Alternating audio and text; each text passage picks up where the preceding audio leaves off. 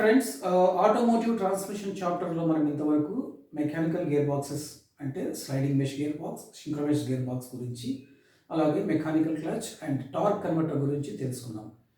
ఈ చాప్టర్ నుంచి, ఈ వీడియో నుంచి మనము ఆటోమేటిక్ ట్రాన్స్మిషన్స్ అనేటువంటివి ఎలా పనిచేస్తాయి, ఎందుకంటే ఇప్పుడు వచ్చేటువంటి ప్రజెంట్ జనరేషన్ మిషన్స్ అన్నీ కూడా ఇంచుమించుగా majority of the automobiles and 100% of the construction and mining machines అన్నీ కూడా ఆటోమేటిక్ ట్రాన్స్మిషన్స్ మాత్రమే బిగించబడి ఉన్నాయి. కాబట్టి మనము ఆటోమేటిక్ ట్రాన్స్మిషన్ అనేటువంటిది ఏ విధంగా పనిచేస్తుంది, అందులో ఉన్నటువంటి క్రిటికల్ కాంపోనెంట్స్ ఏమి, ఆ కాంపోనెంట్స్ ఎలా పనిచేస్తాయి అనేటువంటిది ఈ వీడియోలో ఇంకొన్ని వీడియోస్లో మనం తెలుసుకోబోతున్నాం. ఇంకా వెరీ పర్టికులర్లీ ఈ వీడియోలో అయితే ఒక ఆటోమేటిక్ ట్రాన్స్మిషన్ బేసిక్ ఫంక్షన్ ఏమిటి అనేటువంటిది బ్రీఫ్ చేయబోతాను. మనం ఇంతకుముందు వీడియోస్లో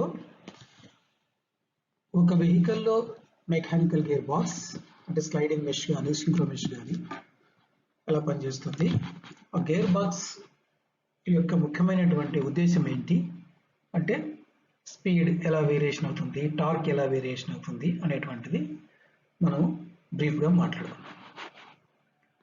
ఇప్పుడు ఇందులో ఈ ఆటోమేటిక్ ట్రాన్స్మిషన్ గురించి మనం మాట్లాడుకుంటాం. ఒక ఆటోమేటిక్ ట్రాన్స్మిషన్ ఇలా కట్ చేసి చూసినప్పుడు లోపల ఈ విధంగా ఉంటుంది. ఇందులో కొన్ని ముఖ్య భాగాలు కూడా చూపించబడ్డాయి. మెకానికల్ గేర్ బాక్స్ ఏదైతే పని చేస్తుందో అంటే రోడ్డుకు కండిషన్స్కు అనుకూలంగా స్పీడ్ పెంచడము తగ్గించడము ఏ విధంగా చేస్తుందో సేమ్ అదే పని ఆటోమేటిక్ ట్రాన్స్మిషన్ కూడా చేస్తుంది. అయితే దీనికి ఆటోమేటిక్ ట్రాన్స్మిషన్కు మెకానికల్ ట్రాన్స్మిషన్కు తేడా ఏంటంటే ఆటోమేటిక్ ట్రాన్స్మిషన్ అనేటువంటిది కాలక్రమేణా అభివృద్ధి చెందినటువంటి టెక్నాలజీలో ఉద్భవించినటువంటిది ఆటోమేటిక్ ట్రాన్స్మిషన్. అంటే మాన్యువల్గా డ్రైవర్ గేర్ చేంజ్ చేయడం అటువంటి దీంట్లో ఉండదు, క్లచ్ కూడా ఇందులో ఉండదు. ఇవే కాకుండా ఇంకా దీనివల్ల చాలా ఉపయోగాలు ఉంటాయి. అంటే ఫ్యూయల్ ఎఫిషియన్సీ పెరగడము, డ్రైవర్కి ఎటువంటి శ్రమ లేకపోవడము అనేటువంటివి కూడా ఇందులో ఉంటాయి.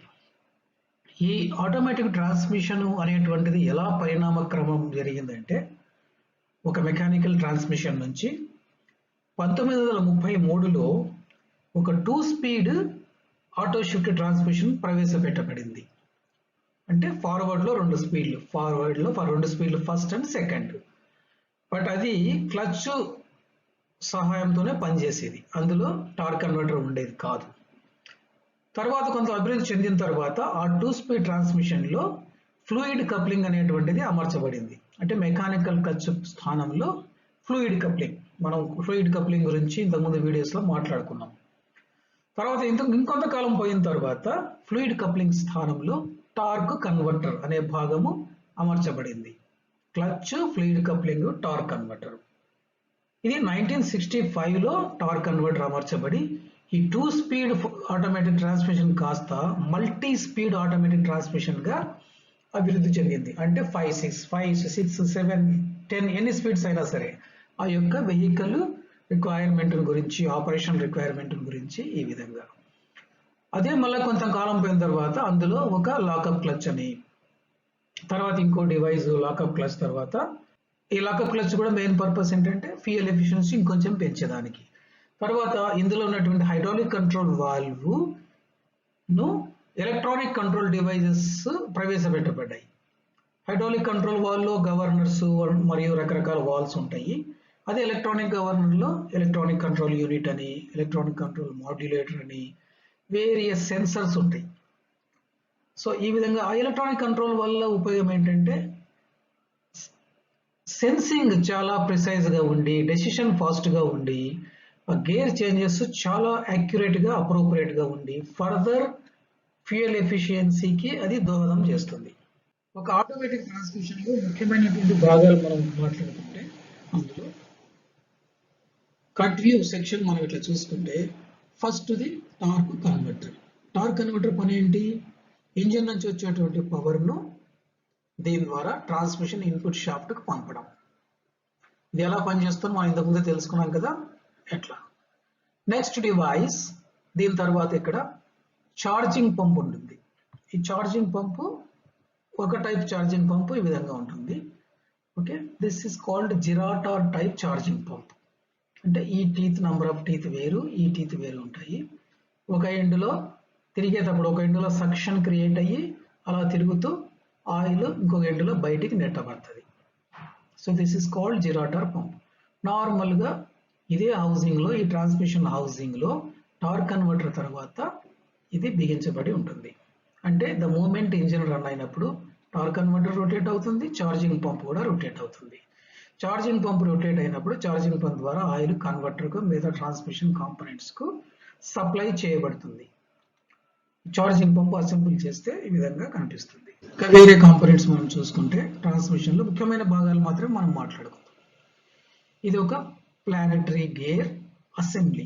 ప్లానెటరీ గేర్ అంటే ఏమిటి, దాని అడ్వాంటేజెస్ ఏంటి అనేటువంటిది ఎక్స్క్లూజివ్ వీడియోలో నేను చెప్పబోతున్నాను. సో జస్ట్ మనము ప్లానెటరీ గేర్ అనే దానికి మనము ఇక్కడ మనం ఆఫ్ చేద్దాం. ఇది కంట్రోల్ వాల్వ్, ఈ కింద ఉంది కదా, ఇది కంట్రోల్ వాల్వ్.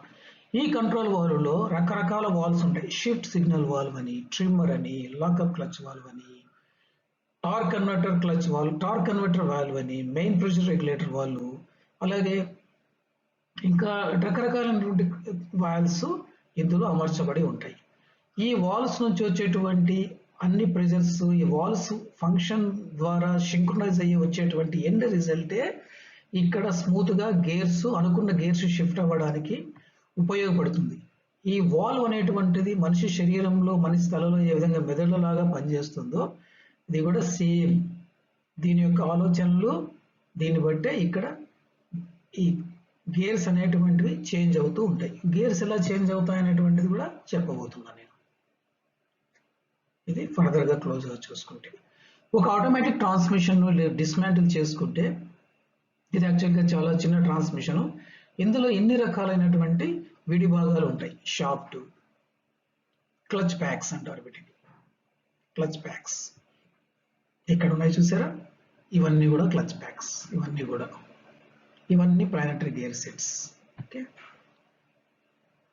ఇది కంట్రోల్ వాల్వ్. ఇవి కంట్రోల్ వాల్వ్లో ఉన్నటువంటి రకరకాల విడి భాగాలు. ఇది oil sound, right? So we discussed about the main pressure and charging pump. We discussed about the control valve. Now we'll go ahead further. ఇది ప్లానెటరీ గేర్ సెట్. ప్లానెటరీ గేర్లో ముఖ్యంగా 4 భాగాలు ఉంటాయి, 4 విడి భాగాలు. ఒకటేమో రింగ్ గేర్, రింగ్ లాగా ఉంది కదా అవుటర్, లోపల ఇంటర్నల్ టీత్ రింగ్ గేర్. ఇంకొకటి సన్ గేర్, సెంటర్లో ఉంది కాబట్టి సన్ గేర్. ఇదేమో ప్లానెటరీ పినియన్ అంటారు. ఇవి ఈ 3 ఉండొచ్చు, 2 ఉండొచ్చు, 4 ఉండొచ్చు, 6 కూడా ఉండొచ్చు, depending on the design. So ring, sun, planetary, ఈ ప్లానెటరీ పినియన్స్ అన్నీ కూడా ఒక కామన్ కేజ్కు బిగించబడి ఉంటాయి. దీన్ని ప్లానెటరీ కేజ్ అంటారు. ఇది ప్లానెటరీ. ఈ ప్లానెటరీ కట్ సెక్షన్లో ఈ విధంగా ఉంటుంది ప్లానెటరీ గేర్ సిస్టము. ఇక్కడ నేను జస్ట్ కొద్దిగా బ్రీఫ్ చేయబోతాను. ఇవి క్లచ్ ప్యాక్స్. ఇందులో ఇక్కడ బిగించబడినటువంటి క్లచ్ ప్యాక్స్. ఇవి క్లచ్ ప్యాక్స్లో 2 రకాల ప్లేట్స్ ఉంటాయి. ఈ స్టీల్ ప్లేట్స్ను రియాక్షన్ ప్లేట్స్ అని, ఈ కలర్డ్ ప్లేట్స్ను ఫ్రిక్షన్ ప్లేట్స్ అని అంటాం. ఈ ఫ్రిక్షన్ ప్లేట్స్ మీద graphite material with some other metallic alloys ఇక్కడ పేస్ట్ చేయబడి ఉంటుంది.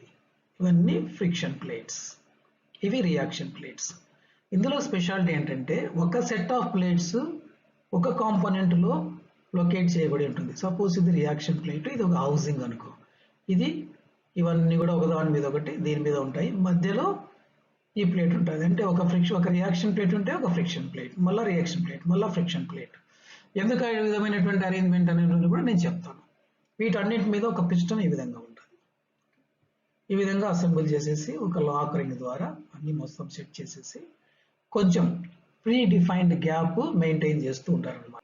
ఈ ప్లానెటరీ గేర్ మీరు ఒక అసెంబ్లీ యూనిట్ చూసుకుంటే ఈ విధంగా ఉంటుంది. ఓకే, ఈ హౌసింగ్ అంతా రింగ్ గేర్ అనుకుంటే, ఓకే, ఏమో ప్లానెటరీ పినియన్స్, ఈ మధ్యలో ఉంటే సన్ గేర్.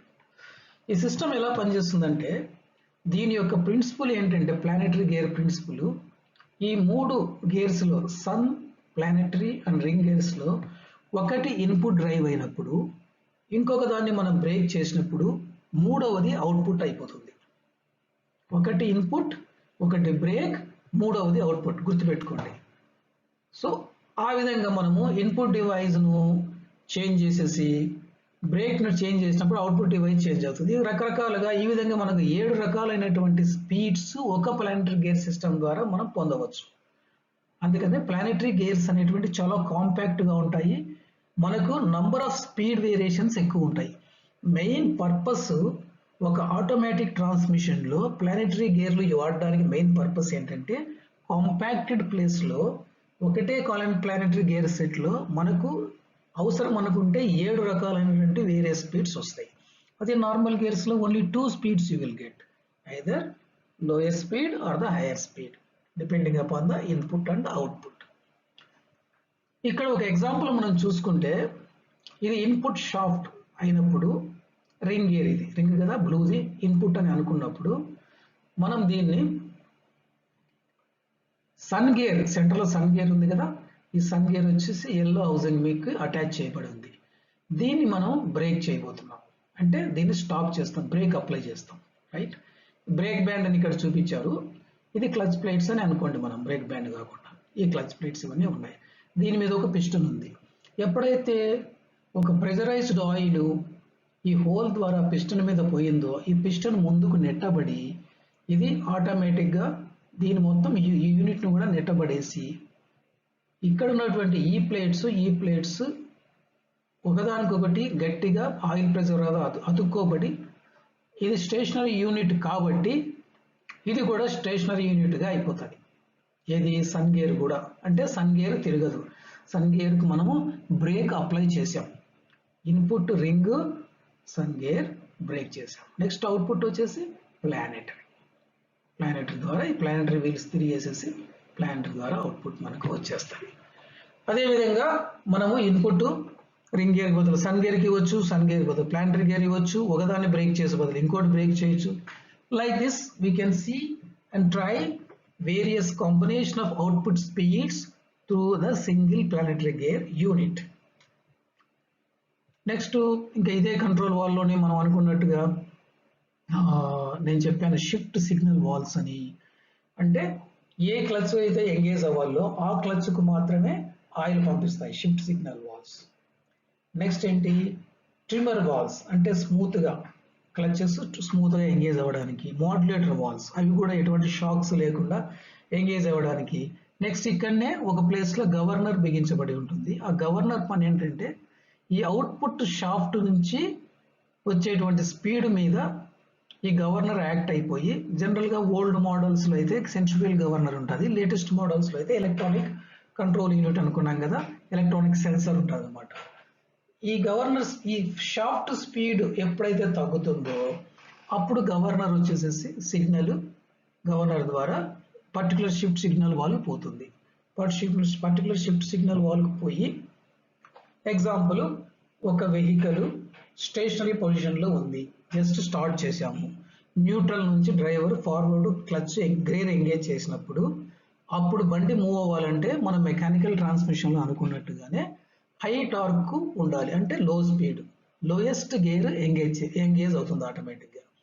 అలా స్పీడ్ వెహికల్ కొంచెం పుంజుకుంటానే రన్నింగ్లో ఉన్నటువంటి లోయెస్ట్ గేర్ క్లచ్ డిజెంగేజ్ అయిపోయి దాని తర్వాత ఉన్నటువంటి నెక్స్ట్ ఇమ్మీడియట్ రేంజ్ అది ఎంగేజ్ అయిపోతుంది. ఇంకొంచెం స్పీడ్ పెరిగిన తర్వాత ఆ క్లచ్ సెకండ్ క్లచ్ కూడా డిస్కనెక్ట్ అయ్యి థర్డ్ క్లచ్ ఎంగేజ్, థర్డ్ తర్వాత ఫోర్త్ తర్వాత ఫిఫ్త్, ఆ విధంగా స్పీడ్ పెరిగే కొద్దీ రేంజ్ పెరుగుతూ ఆటోమేటిక్గా రన్నింగ్లో ఉన్నటువంటి డిజెంగేజ్ అయ్యి నెక్స్ట్ హయ్యర్ రేంజ్ది ఎంగేజ్ అవుతూ పోతుంటుంది.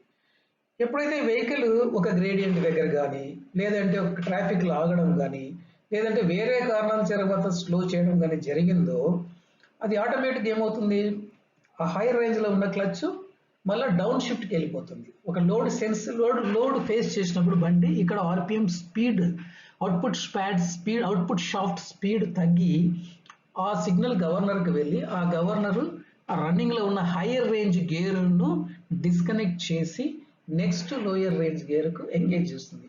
స్టిల్ లోడింగ్గా ఎక్కువ ఉంది అనుకున్నప్పుడు నెక్స్ట్ లోయర్ రేంజ్ గేర్, అంటే లోడ్ని బట్టి. మళ్ళీ లోడ్ తగ్గిన వెంటనే స్పీడ్ పెరుగుతుంది. మరి స్పీడ్ తగ్గిన వెంటనే దానికి అనుగుణంగా లోడ్ పెరిగిందని అర్థం అన్నమాట. ఈ విధంగా డ్రైవింగ్ కండిషన్స్ బట్టి గవర్నర్ యాక్ట్ చేసి ఆ గవర్నర్ ద్వారా సిగ్నల్ వెళ్ళి పర్టికులర్ క్లచ్ యొక్క షిఫ్ట్ సిగ్నల్ వాల్వ్ ఓపెన్ అయ్యి అక్కడి నుంచి ఈ క్లచ్ ప్యాక్స్ మీద ఉన్నటువంటి పిస్టన్ ఆయిల్ వెళ్ళి ఆ పిస్టన్ ఎంగేజ్ చేసినప్పుడు క్లచ్ ప్యాక్ కూడా ఎంగేజ్ అవుతుంది, ఆ పర్టికులర్ గేర్ ఎంగేజ్ అవుతుంది. సపోజ్ ఇది ఒక ట్రాన్స్మిషన్ యొక్క హైడ్రాలిక్ సర్క్యూట్ అని మనం అనుకుందాం. ఈ సర్క్యూట్ అంతా క్లియర్గా ఎక్స్ప్లెయిన్ చేయాలంటే it takes lot of time. అందుకని నేను కొంచెం బ్రీఫ్గా మాత్రమే చెప్తాను. రాబోయే వీడియోస్లో మీకు చాలా డీటెయిల్గా చెప్తాను. జనరల్గా ఒక ట్రాన్స్మిషన్లో ఆయిల్ సంప్ ఉంటుంది, ఇంతకుముందు చూపించినట్టుగానే ఆయిల్ సంపు, ఈ బ్లూ కలర్ అంతా కూడా ఆయిల్ సంపు. అక్కడ ఛార్జింగ్ పంప్, ఇందాక అనుకున్నాం కదా, ఛార్జింగ్ పంపు సంపు నుంచి ఆయిల్ సక్ చేసుకొని ఇది ద్వారా ప్రెషర్ రెగ్యులేటర్ వాల్వ్ ద్వారా బయటకు వెళ్తుంది. ఈ ప్రెషర్ రెగ్యులేటర్ వాల్వ్ పని ఏంటి? ట్రాన్స్మిషన్ మ్యానుఫ్యాక్చరర్ ఏ విధంగా డిజైన్ చేస్తాడో పర్టికులర్ ప్రెషర్లో ఈ ట్రాన్స్మిషన్ క్లచెస్ ఆపరేట్ అవ్వాలి అని ఏదైతే రేంజ్ చెప్తాడో ఆ రేంజ్ను కంట్రోల్ చేస్తుంది. ఈ ప్రెషర్ రెగ్యులేటర్ వాల్వ్ పోతే ఈ ఛార్జింగ్ పంపు హై ప్రెషర్లో ఆయిల్ పంపించేసి సీల్స్ డ్యామేజ్ అవ్వడము, పిస్టన్ డ్యామేజ్ అవ్వడం విధంగా ఉంటుంది. So this regulates the pressure. జనరల్గా ఆటోమేటిక్ ట్రాన్స్మిషన్స్లో వర్కింగ్ ప్రెషర్ వచ్చి 150 నుంచి 200 PSI దాకా ఉంటుంది. సో ఛార్జింగ్ పంపు నుంచి ప్రెషర్ రెగ్యులేటర్ వాల్వ్లో ప్రెషర్ కంట్రోల్ అయిపోయి అక్కడి నుంచి కంట్రోల్ వాల్వ్ పోతుంది, ఒక లైన్ కంట్రోల్ వాల్వ్ పోతుంది. ఇవన్నీ కూడా తర్వాత సిస్టంలో మొత్తం ఎన్ని వాల్వ్స్ ఉన్నాయో అన్ని వాల్వ్స్ పోయి క్లచ్ ప్యాక్స్లో ఉన్నటువంటి పిస్టన్ దగ్గర దాకా ఆయిల్ అవైలబిలిటీ ఉంటుంది. Okay, but without any pressure. అట్లాగే సమ్ పోర్షన్ ఆఫ్ ఆయిల్ సపరేట్గా లూబ్రికేషన్ వాల్వ్ ఉంటుంది. ఇక్కడ నుంచి మళ్ళీ సపరేట్గా వెళ్ళేసేసి లూబ్రికేషన్ వాల్వ్ చాలా తక్కువ ప్రెషర్తో పనిచేస్తుంది. 30 to 40 PSI ప్రెషర్లో ఉంటుంది. దాని ద్వారా మొత్తం ట్రాన్స్మిషన్లో మూవ్ అయ్యేటువంటి గేర్స్ కానీ, బేరింగ్స్ కానీ, క్లచెస్ కానీ వీటన్నింటికి కూడా లూబ్రికేషన్ ఆయిల్ సప్లై చేస్తూ ఉంటుంది. ముఖ్యంగా ఇక్కడ ఈ ప్రెషర్ రెగ్యులేటర్ ద్వారా ఒక పోర్షన్ ఆఫ్ ఆయిల్ ఏమో నేను చెప్పినట్టుగా కంట్రోల్ వాల్వ్కు అలాగే క్లచెస్కు పిస్టన్స్కు పంపబడుతూ ఇంకొంచెం పోర్షన్ ఆఫ్ ఆయిల్ టార్క్ కన్వర్టర్కు పంపబడుతుంది. ఆ టార్క్ కన్వర్టర్కు ఎలా పంపబడుతుంది అంటే there is one more converter regulator valve, converter relief valve ఇక్కడ ఉంటుంది అనమాట. అంటే మెయిన్ ప్రెషర్ సర్క్యూట్లో ఉన్నంత ప్రెషర్ కన్వర్టర్కి అక్కర్లేదు. కన్వర్టర్కి హార్డ్లీ 80 to 90 PSI ఉండాలన్నమాట. ఆయిల్ కన్వర్టర్ పంపుకు పోయి ఈ ఆరెంజ్ కలర్ ఏమో కన్వర్టర్ నుంచి అవుట్ అయ్యే ఆయిల్, కన్వర్టర్ అవుట్ ద్వారా మళ్ళీ రిటర్న్ లైన్లోకి వచ్చేస్తాయి. అలాగే ఆయిల్ ప్రెషర్తో ఎప్పుడు కూడా కంట్రోల్ వాల్వ్లు వేరియస్ వాల్వ్స్ మనం ఇందాక చెప్పుకున్నాం కదా, ఇది పెద్ద వ్యాస్ట్ సబ్జెక్టు. నేను మీకు బ్రీఫ్గా చెప్తాను. ఒక షిఫ్ట్ సిగ్నల్ వాల్ దగ్గర రెడీగా అవైలబుల్ ఉంటుంది, ట్రిమ్మర్ వాల్ దగ్గర రెడీగా ఉంటుంది, మాడ్యులేటర్ వాల్ దగ్గర ఉంటుంది, అలాగే క్లచ్ ప్యాక్స్ పిస్టన్స్ దగ్గర కూడా ఉంటుంది. ఫస్ట్ గేర్ ఎంగేజ్ అవ్వాలంటే ఇందాక అనుకున్నట్టుగా ఫస్ట్ ఆయిల్ వచ్చేసి స్టేషన్ నుంచి ముందుకు వెళ్ళినప్పుడు ఎప్పుడైతే మనం ఎంగేజ్ చేస్తామో first oil will go to the first clutch shift signal valve and forces the first clutch shift signal valve to forces the first clutch piston to move forward and engage the respective clutch.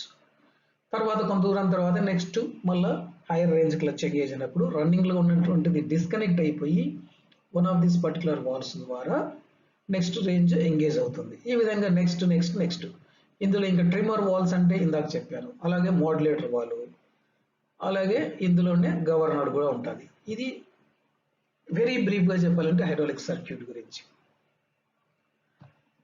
About the automatic transmission, ముఖ్యంగా majority of the automatic ట్రాన్స్మిషన్లో ఒక gear engage అవ్వాలంటే ఏవైనా 2 క్లచ్లు engage అవ్వాలి. Single క్లచ్తో ఎప్పుడు కూడా output రాదు. A combination of